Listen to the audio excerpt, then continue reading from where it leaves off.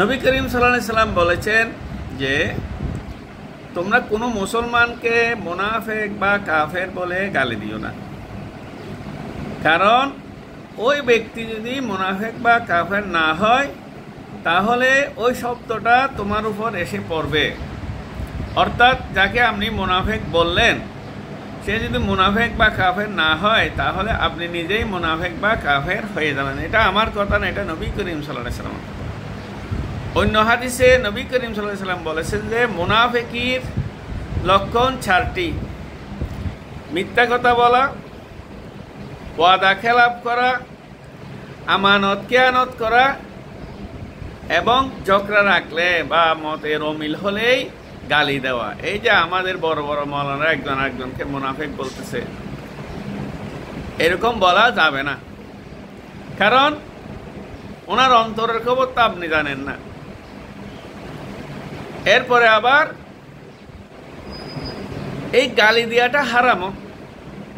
কোরআন শরীফে বলা হয়েছে ওয়া ইবাদুর রহমানিল্লাযীনা ইয়ামশুনা আলাল আরদি হাওনা ওয়া ইযা খাতাবাহুমুল জাহিলুনা কালু সালামা। আল্লাহ বলছেন যে সূরা ফুরকানের 63 নম্বর আয়াত, আল্লাহর বান্দা তো তারা যারা জমিনে নিরহংকার ভাবে নরম তরম হয়ে চলাফেরা করে, 1 নম্বর কোয়ালিটি। এবং কেউ তাদের সঙ্গে দুর্ব্যবহার করলে, তাদেরকে গালি দিলে তারা সালাম দিয়ে দূরে সরে যায়। কলু সালামা, কলু সালামা। তার মানে আপনারা গালি দিলেও আপনি গালি দিতে পারবেন না, এটা কোরআন শরীফের কথা। আল্লাহ পাক শিখিয়ে দিয়েছেন। আমার বান্দা তো তারা যারা অহংকারী নয়, যারা জমিনে নরম হয়ে চলাফেরা করে এবং তাদেরকে কেউ দুর্ব্যবহার করলে, তাদের কেউ মুনাফিক ডাকলে বা অন্য কোনো গালি দিলে তারা গালির বদলে গালি দিতে পারবে না, একদম নিষেধ। বলা হয় কি বলে, কলু সালামা, সালাম দিয়ে চলে যাবেন। তাকে তার সঙ্গে দেখতে হবে না, ভাই আপনার সঙ্গে হচ্ছে না, সালাম, সালাম আলাইকুম। এই হচ্ছে শিক্ষা। কিন্তু বড় বড় মাওলানারা ফেসবুকে দেখতেছি যেভাবে একজন আরেকজনকে গালাগালি করতেছে, মুনাফিক ডাকতেছে, ইহুদি খ্রিস্টানদের দালাল ডাকতেছে, নবীজির দুশমন বলতেছে। একটু মতের অমিল হলে আপনি যে ব্যক্তিটা নবী করিম সাল্লাল্লাহু আলাইহি সাল্লামের জন্য অন্তর দিয়ে কাঁদে কাজ করে, নবীজির সাল্লাল্লাহু আলাইহি নবী করিম সাল্লাল্লাহু আলাইহি সাল্লামের দেখানো পথে চলে, তাকে আপনি মুনাফিক ডেকে ফেললেন, নবীর দুশমন বলে ফেললেন। আপনার দেখা দেখে আপনার সমর্থ করে এই কাজ করতেছে। ওনারা বলতেছেন যে হুজুর তো ঠিক আছে, বড় হুজুর, এক রাতে 50,000, 20,000, 30,000 টাকা উনি ভিজিট নেই। এরকম 2টা ওয়াজ করতে হলে 1 লক্ষ টাকা, 3টা করতে হলে 1.5 লক্ষ টাকা। এই হুজুর কি মিথ্যা বলবে? এই হুজুর যেহেতু আরেকজনকে মুনাফিক ডাকতেছে, আমিও ডাকি, তা আপনিও কোটি কোটি মানুষকে মুনাফিক ডেকে ফেলতেছেন।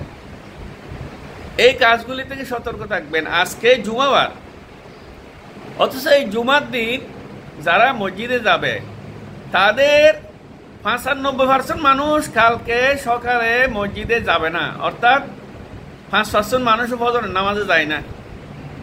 এমনি অন্য সময় হিসেব করলে 80%, 90% মানুষ 5 ওয়াক্ত নামাজেই পড়ে না। এবং বেশিরভাগ মানুষ